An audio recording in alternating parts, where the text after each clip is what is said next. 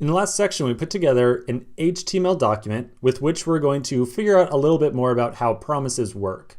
Even if you're familiar with promises, I still recommend you go through this section just to make sure you have a quick refresher.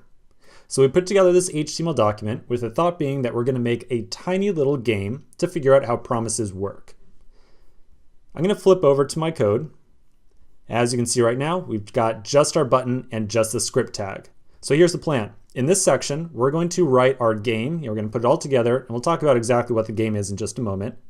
We're going to put the game together using nothing but vanilla ES5 JavaScript. So no promises, nothing like that whatsoever. So we're going to do that inside of this section. And then in the next section, we'll come back, we'll talk about what promises are, and then we will refactor the code that we're going to write to use promises instead of just vanilla ES5 JavaScript. And we'll kind of do a little bit of comparison and contrasting and just make sure that we've got a really solid grasp on what's going on. So let's talk about what this game is that we're going to be making. I'm going to pull up a diagram really quick. Okay, so this is pretty much it. Well, the button is all the game there really is. So we've really already got all the UI or display elements for the game that we're going to make. And then on the right-hand side, you can see a little bit of diagram of how this game is going to work. Whenever the user refreshes the HTML document, so I mean like press F5 on your keyboard or Command R if you're on OS X, we're going to start our game, so to speak. The goal of the game is to get our user to click that button at least 6 times. If the user clicks the button in at least 6 times in 2 seconds, which is when the game ends, they've got 2 seconds to click it 6 times, we'll then ask the question, hey, did the user click that button enough? If they clicked it at least 6 times, we say, yep, they won.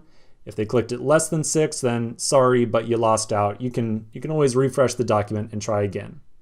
So this is our game. We're going to write it with some ES5 code. We'll refactor it in the next section to use promises, and we'll figure out exactly how these things work. So let's get started. I'm inside my code editor, and the first thing I'm going to do is I'm going to take out this console log because we just really not doing a whole lot for us just yet. To make our game, we're going to break it down into 2 separate steps. First, we'll add in a little bit of logic to watch for the button to be clicked. Whenever the button is clicked, we'll increment a counter variable by 1. Then the second part of our code, we'll wait for 2 seconds, and then after 2 seconds, it'll look at this counter variable. And if it's greater than 5, then the user won, otherwise they must have lost. Okay, so 2 steps, 2-step process. Let's get to it. I'll first declare a counter variable and start it off at 0. Because I expect the counter variable to change over time, I'm going to use the let keyword to declare it. So this is a little bit of ES6 code that we're going to see sprinkled throughout this entire course. Now we need to watch the button element, and anytime it gets clicked, we will increment this counter variable by 1. So again, we're not using jQuery here, we're not using React or Angular, we're using just vanilla JavaScript.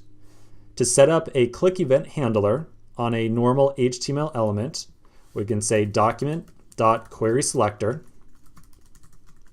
We'll find the first button tag in the HTML document, and then we will add an event listener to it.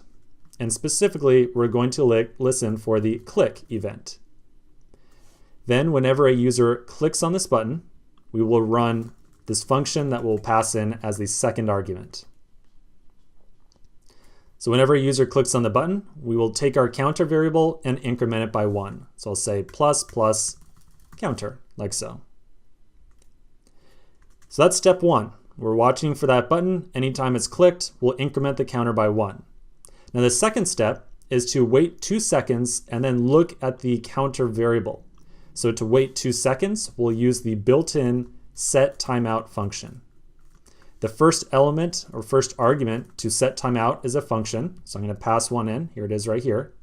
And then the second argument is the number of milliseconds that we want to wait before we execute this function. So I'm going to say that I want to wait 2000 milliseconds, which is 2 seconds really. Now inside this function, we'll say if counter is greater than 5, we will alert to the user, you won. Otherwise, we will alert, sorry, you lost. And that's pretty much it. So let's give this a test out in the browser and just make sure that the game by itself is working. Then we'll take a quick break, come back, and refactor this code that we have to work with promises as well. So I'm going to change back over to the browser. So I'm going to refresh the page. Then the instant I do, I need to click this button at least 6 times to win the game. So let me give it a shot. I'll refresh. 1, 2, 3, 4, 5, 6. Okay, well, I'm not supposed to lose. I'm supposed to win. So let's do this for real. All right, here we go. All right, I won. Fantastic. Just out of curiosity, let's tell the user how many times they clicked. We'll say on the alert string, you won your clicks. And then we will add on counter like so. We'll have a little bit of a contest here. Maybe you can click more than me. All right, I'm gonna click. Okay, 12. Yeah, that's pretty respectable. The highest I ever got was like around 16. If you can get more than 16, you definitely beat me. So let me know if you can get more than 16. I'll be very impressed. Keep in mind that I'm using a OS X or a Mac trackpad, so maybe if you have an actual mouse, you might be able to do a little bit better. Anyways, totally off topic here. So clearly our game is working, right? Everything's working here, but I want you to look carefully at the code that we have right now. Right now, the way that everything is written, to handle the case in which a user wins or loses, we have to stuff a ton of logic directly into this set timeout function right here, right? Like if the user wins, we have to handle that logic like right here, this very line of code. And if they lose, we have to handle it right here on this line of code. And so you might look at this and say, Stephen, of course you have to handle it here. Where else would you handle it? What's the problem with this? Well, what I'm suggesting is it would be really nice if maybe we could wrap up our entire game as a standalone library of sorts, right?